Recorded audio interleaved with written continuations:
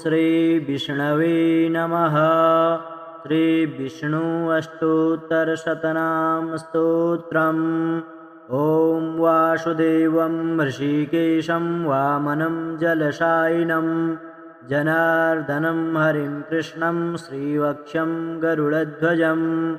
वाराहं पुण्डरीकाक्षं नृसिंहं नरकान्तकम् अव्यक्तं शाश्वतं विष्णुम् अनन्तम् अजमव्ययम् नारायणं गदाध्यक्षं गोविन्दं कीर्तिभाजनं गोवर्धनोद्धरं देवं भूधरं भुवनेश्वरं वेतारं यज्ञपुरुषं यज्ञीशं यज्ञवाहकं चक्रपाणिं गदापाणिं शङ्खपाणिं नरोत्तमं वैकुण्ठं दुष्टदमनं भूगर्भं पीतवाससं त्रिविक्रमं त्रिकालज्ञं त्रिमूर्तिं नन्दिकेश्वरं रामं हयग्रीवं भीमं रौद्रं भवोद्भवं श्रीपतिं श्रीधरं श्रीशं मङ्गलं मङ्गलायुधं दामोदरं दमोपेतं केशवं केशिसूदनं वरेण्यं वरदं विष्णुम् आनन्दं वासुदेवजं हिरण्यरेतसं दीप्तं पुराणं पुरुषोत्तमं सकलं निष्कलं शुद्धं निर्गुणं गुणशाश्वतं हिरण्यतनुसङ्काशं सूर्याश्वतसमप्रभं मेघश्यामं चतुर्बाहुं कुशलं कमलेक्षणं ज्योतिरूपमरूपं च स्वरूपं रूपसंस्थितं सर्वज्ञं सर्वरूपस्थं सर्वेशं सर्वतोमुखं ज्ञानं कूटस्थ अचलं ज्ञानदं परमं प्रभुं योगीशं योगनिष्णातं योगनिरूपणम् ईश्वरं सर्वभूतानां वन्दे भूतमयं प्रभुम् इति नामशतं दिव्यं वैष्णवं खलु पापहं व्यासेन कथितं पूर्वं सर्वपापप्रणाशनं यः पठेत् प्रातः उत्थाय स भवेद् वैष्णवो नरः सर्वपापविशुद्धात्मा विष्णुसायुज्यमाप्नुयात् चान्द्रायणसहस्राणि कन्यादानशतानि च गवां लक्षसहस्राणि मुक्तिभागी भगी नरः अश्वमेधायुतं पुण्यं फलं प्राप्नोति मानवः। ॐ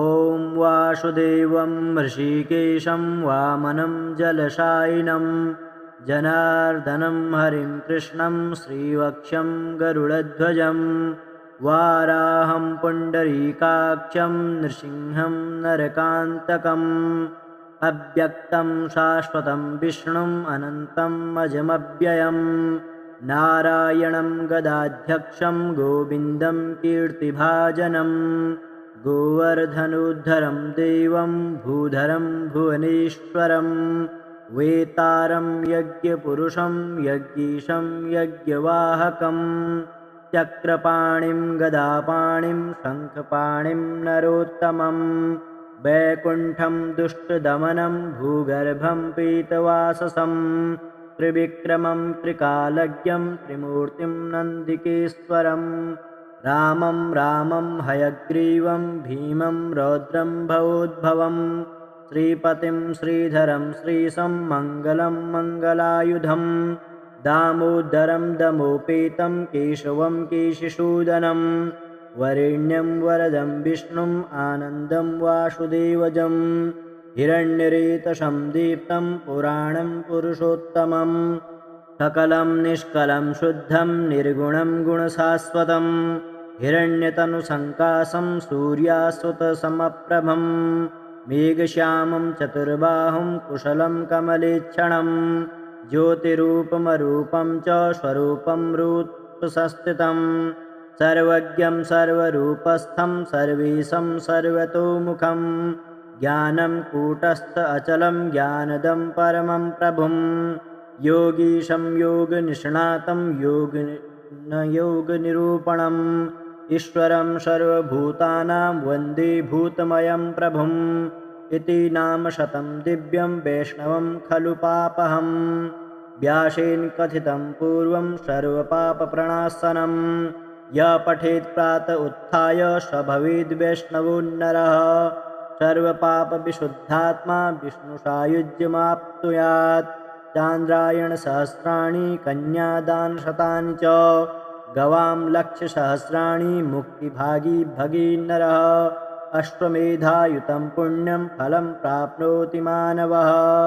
ॐ वासुदेवं ऋषिकेशं वामनं जलशायिनं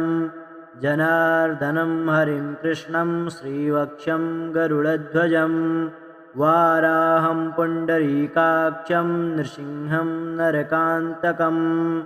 अव्यक्तं शाश्वतं विष्णुम् अनन्तम् अजमव्ययम् नारायणं गदाध्यक्षं गोविन्दं कीर्तिभाजनं गोवर्धनोद्धरं देवं भूधरं भुवनेश्वरं वेतारं यज्ञपुरुषं यज्ञीशं यज्ञवाहकं चक्रपाणिं गदापाणिं शङ्खपाणिं नरोत्तमं वैकुण्ठं दुष्टदमनं भूगर्भं पीतवाससं त्रिविक्रमं त्रिकालज्ञं त्रिमूर्तिं नन्दिकेश्वरं रामं हयग्रीवं भीमं रौद्रं भवोद्भवं श्रीपतिं श्रीधरं श्रीशं मङ्गलं मङ्गलायुधं दामोदरं दमोपेतं केशवं केशिसूदनं वरेण्यं वरदं विष्णुम् आनन्दं वासुदेवजं हिरण्यरेतसं दीप्तं पुराणं पुरुषोत्तमं सकलं निष्कलं शुद्धं निर्गुणं गुणशाश्वतं हिरण्यतनुसङ्काशं सूर्याश्वतसमप्रभं मेघश्यामं चतुर्बाहुं कुशलं कमलेक्षणं ज्योतिरूपमरूपं च स्वरूपं रूपसंस्थितं सर्वज्ञं सर्वरूपस्थं सर्वेशं सर्वतोमुखं ज्ञानं कूटस्थ अचलं ज्ञानदं परमं प्रभुं योगीशं योगनिष्णातं योगनिरूपणम् ईश्वरं सर्वभूतानां वन्दे भूतमयं प्रभुम् इति नामशतं दिव्यं वैष्णवं खलु पापहम् व्यासेन कथितं पूर्वं सर्वपापप्रणाशनं यः पठेत् प्रातः उत्थाय स भवेद् वैष्णवो नरः सर्वपापविशुद्धात्मा विष्णुसायुज्यमाप्नुयात् चान्द्रायणसहस्राणि कन्यादानशतानि च गवां लक्षसहस्राणि मुक्तिभागी भगीनरः अश्वमेधायुतं पुण्यं फलं प्राप्नोति मानवः। ॐ वासुदेवं ऋषिकेशं वामनं जलशायिनं जनार्दनं हरिं कृष्णं श्रीवक्षं गरुडध्वजं वाराहं पुण्डरीकाक्षं नृसिंहं नरकान्तकम् अव्यक्तं शाश्वतं विष्णुम् अनन्तम् अजमव्ययम् नारायणं गदाध्यक्षं गोविन्दं कीर्तिभाजनं गोवर्धनोद्धरं देवं भूधरं भुवनेश्वरं वेतारं यज्ञपुरुषं यज्ञीशं यज्ञवाहकं चक्रपाणिं गदापाणिं शङ्खपाणिं नरोत्तमं वैकुण्ठं दुष्टदमनं भूगर्भं पीतवाससं त्रिविक्रमं त्रिकालज्ञं त्रिमूर्तिं नन्दिकेश्वरं रामं हयग्रीवं भीमं रौद्रं भवोद्भवं श्रीपतिं श्रीधरं श्रीशं मङ्गलं मङ्गलायुधं दामोदरं दमोपेतं केशवं केशिसूदनं वरेण्यं वरदं विष्णुम् आनन्दं वासुदेवजं हिरण्यरेतसं दीप्तं पुराणं पुरुषोत्तमं सकलं निष्कलं शुद्धं निर्गुणं गुणशाश्वतं हिरण्यतनुसङ्काशं सूर्याश्वतसमप्रभं मेघश्यामं चतुर्बाहुं कुशलं कमलेक्षणं ज्योतिरूपमरूपं च स्वरूपं रूपसंस्थितं सर्वज्ञं सर्वरूपस्थं सर्वेशं सर्वतोमुखं ज्ञानं कूटस्थ अचलं ज्ञानदं परमं प्रभुं योगीशं योगनिष्णातं योगनिरूपणम् ईश्वरं सर्वभूतानां वन्दे भूतमयं प्रभुम्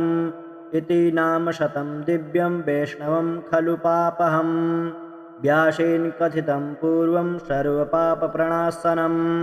य पठेत् प्रात उत्थाय स भवेद्वैष्णवो नरः सर्वपापविशुद्धात्मा विष्णुसायुज्यमाप्नुयात् चान्द्रायणसहस्राणि कन्यादानशतानि च गवां लक्षसहस्राणि मुक्तिभागी भगी नरः अश्वमेधायुतं पुण्यं फलं प्राप्नोति मानवः। ॐ वासुदेवं ऋषिकेशं वामनं जलशायिनं जनार्दनं हरिं कृष्णं श्रीवक्ष्यं गरुडध्वजं वाराहं पुण्डरीकाक्षं नृसिंहं नरकान्तकम् अव्यक्तं शाश्वतं विष्णुम् अनन्तम् अजमव्ययम् नारायणं गदाध्यक्षं गोविन्दं कीर्तिभाजनं गोवर्धनोद्धरं देवं भूधरं भुवनेश्वरं वेतारं यज्ञपुरुषं यज्ञीशं यज्ञवाहकं चक्रपाणिं गदापाणिं शङ्खपाणिं नरोत्तमं वैकुण्ठं दुष्टदमनं भूगर्भं पीतवाससं त्रिविक्रमं त्रिकालज्ञं त्रिमूर्तिं नन्दिकेश्वरं रामं हयग्रीवं भीमं रौद्रं भवोद्भवं श्रीपतिं श्रीधरं श्रीशं मङ्गलं मङ्गलायुधं दामोदरं दमोपेतं केशवं केशिसूदनं वरेण्यं वरदं विष्णुम् आनन्दं वासुदेवजं हिरण्यरेतसं दीप्तं पुराणं पुरुषोत्तमं सकलं निष्कलं शुद्धं निर्गुणं गुणशाश्वतं हिरण्यतनुसङ्काशं सूर्याश्वतसमप्रभं मेघश्यामं चतुर्बाहुं कुशलं कमलेक्षणं ज्योतिरूपमरूपं च स्वरूपं रूपसंस्थितं सर्वज्ञं सर्वरूपस्थं सर्वेशं सर्वतोमुखं ज्ञानं कूटस्थ अचलं ज्ञानदं परमं प्रभुं योगीशं योगनिष्णातं योगनिरूपणम् ईश्वरं सर्वभूतानां वन्दे भूतमयं प्रभुम् इति नामशतं दिव्यं वैष्णवं खलु पापहम् व्यासेन कथितं पूर्वं सर्वपापप्रणाशनं य पठेत् प्रात उत्थाय स भवेद्वैष्णवो नरः सर्वपापविशुद्धात्मा विष्णुसायुज्यमाप्नुयात् चान्द्रायणसहस्राणि कन्यादानशतानि च गवां लक्षसहस्राणि मुक्तिभागी भगी नरः अश्वमेधायुतं पुण्यं फलं प्राप्नोति मानवः। ॐ वासुदेवं ऋषिकेशं वामनं जलशायिनं जनार्दनं हरिं कृष्णं श्रीवक्ष्यं गरुडध्वजं वाराहं पुण्डरीकाक्षं नृसिंहं नरकान्तकम् अव्यक्तं शाश्वतं विष्णुम् अनन्तम् अजमव्ययम् नारायणं गदाध्यक्षं गोविन्दं कीर्तिभाजनं गोवर्धनोद्धरं देवं भूधरं भुवनेश्वरं वेतारं यज्ञपुरुषं यज्ञीशं यज्ञवाहकं चक्रपाणिं गदापाणिं शङ्खपाणिं नरोत्तमं वैकुण्ठं दुष्टदमनं भूगर्भं पीतवाससं त्रिविक्रमं त्रिकालज्ञं त्रिमूर्तिं नन्दिकेश्वरं रामं हयग्रीवं भीमं रौद्रं भवोद्भवं श्रीपतिं श्रीधरं श्रीशं मङ्गलं मङ्गलायुधं दामोदरं दमोपेतं केशवं केशिसूदनं वरेण्यं वरदं विष्णुम् आनन्दं वासुदेवजं हिरण्यरेतसं दीप्तं पुराणं पुरुषोत्तमं सकलं निष्कलं शुद्धं निर्गुणं गुणशाश्वतं हिरण्यतनुसङ्काशं सूर्याश्वतसमप्रभं मेघश्यामं चतुर्बाहुं कुशलं कमलेक्षणं ज्योतिरूपमरूपं च स्वरूपं रूपसंस्थितं सर्वज्ञं सर्वरूपस्थं सर्वेशं सर्वतोमुखं ज्ञानं कूटस्थ अचलं ज्ञानदं परमं प्रभुं योगीशं योगनिष्णातं योगनिरूपणम् ईश्वरं सर्वभूतानां वन्दे भूतमयं प्रभुम् इति नामशतं दिव्यं वैष्णवं खलु पापहम् व्यासेन कथितं पूर्वं सर्वपापप्रणाशनं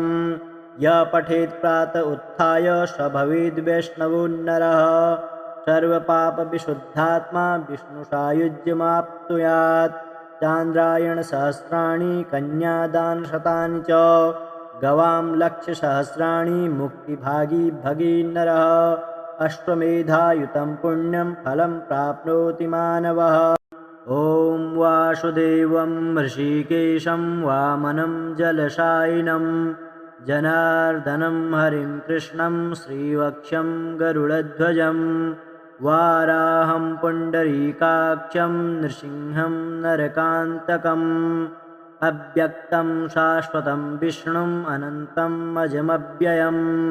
नारायणं गदाध्यक्षं गोविन्दं कीर्तिभाजनं गोवर्धनोद्धरं देवं भूधरं भुवनेश्वरं वेतारं यज्ञपुरुषं यज्ञीशं यज्ञवाहकं चक्रपाणिं गदापाणिं शङ्खपाणिं नरोत्तमं वैकुण्ठं दुष्टदमनं भूगर्भं पीतवाससं त्रिविक्रमं त्रिकालज्ञं त्रिमूर्तिं नन्दिकेश्वरं रामं हयग्रीवं भीमं रौद्रं भवोद्भवं श्रीपतिं श्रीधरं श्रीशं मङ्गलं मङ्गलायुधं दामोदरं दमोपेतं केशवं केशिसूदनं वरेण्यं वरदं विष्णुम् आनन्दं वासुदेवजं हिरण्यरेतसं दीप्तं पुराणं पुरुषोत्तमं सकलं निष्कलं शुद्धं निर्गुणं गुणशाश्वतं हिरण्यतनुसङ्काशं सूर्याश्वतसमप्रभं मेघश्यामं चतुर्बाहुं कुशलं कमलेक्षणं ज्योतिरूपमरूपं च स्वरूपं रूपसंस्थितं सर्वज्ञं सर्वरूपस्थं सर्वेशं सर्वतोमुखं ज्ञानं कूटस्थ अचलं ज्ञानदं परमं प्रभुं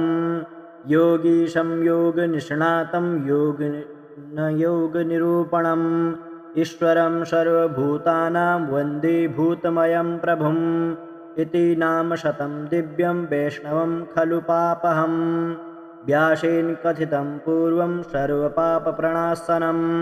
यः पठेत् प्रात उत्थाय स भवेद् वैष्णवो नरः सर्वपापविशुद्धात्मा विष्णुसायुज्यमाप्नुयात् चान्द्रायणसहस्राणि कन्यादानशतानि च गवां लक्षसहस्राणि मुक्तिभागी भगी नरः अश्वमेधायुतं पुण्यं फलं प्राप्नोति मानवः ॐ वासुदेवं ऋषिकेशं वामनं जलशायिनं जनार्दनं हरिं कृष्णं श्रीवक्ष्यं गरुडध्वजं वाराहं पुण्डरीकाक्षं नृसिंहं नरकान्तकम् अव्यक्तं शाश्वतं विष्णुम् अनन्तम् अजमव्ययम् नारायणं गदाध्यक्षं गोविन्दं कीर्तिभाजनं गोवर्धनोद्धरं देवं भूधरं भुवनेश्वरं वेतारं यज्ञपुरुषं यज्ञीशं यज्ञवाहकं चक्रपाणिं गदापाणिं शङ्खपाणिं नरोत्तमं वैकुण्ठं दुष्टदमनं भूगर्भं पीतवाससं त्रिविक्रमं त्रिकालज्ञं त्रिमूर्तिं नन्दिकेश्वरं रामं हयग्रीवं भीमं रौद्रं भवोद्भवं श्रीपतिं श्रीधरं श्रीशं मङ्गलं मङ्गलायुधं दामोदरं दमोपेतं केशवं केशिसूदनं वरेण्यं वरदं विष्णुम् आनन्दं वासुदेवजं हिरण्यरेतसं दीप्तं पुराणं पुरुषोत्तमं सकलं निष्कलं शुद्धं निर्गुणं गुणशाश्वतं हिरण्यतनुसङ्काशं सूर्याश्वतसमप्रभं मेघश्यामं चतुर्बाहुं कुशलं कमलेक्षणं ज्योतिरूपमरूपं च स्वरूपं रूपसंस्थितं सर्वज्ञं सर्वरूपस्थं सर्वेशं सर्वतोमुखं ज्ञानं कूटस्थ अचलं ज्ञानदं परमं प्रभुं योगीशं योगनिष्णातं योगनिरूपणम् ईश्वरं सर्वभूतानां वन्दे भूतमयं प्रभुम् इति नामशतं दिव्यं वैष्णवं खलु पापहम् व्यासेन कथितं पूर्वं सर्वपापप्रणाशनं यः पठेत् प्रातः उत्थाय स भवेद् वैष्णवो नरः सर्वपापविशुद्धात्मा विष्णुसायुज्यमाप्नुयात् चान्द्रायणसहस्राणि कन्यादानशतानि च गवां लक्षसहस्राणि मुक्तिभागी भगी नरः अश्वमेधायुतं पुण्यं फलं प्राप्नोति मानवः।